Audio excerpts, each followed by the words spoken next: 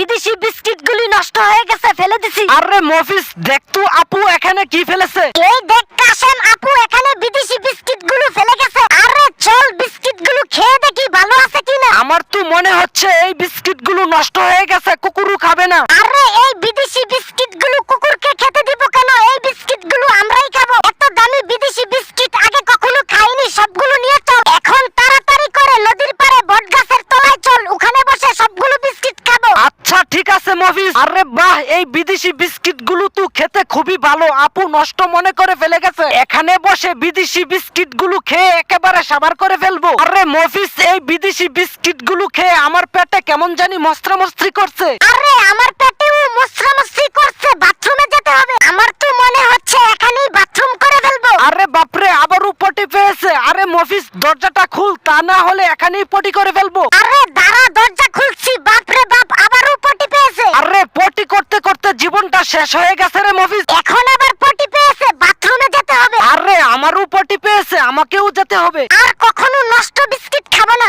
উনি যদি আল্লাহকে ভালোবেসে থাকেন তাহলে ভিডিওতে লাইক ও চ্যানেলটি সাবস্ক্রাইব করে দিবেন।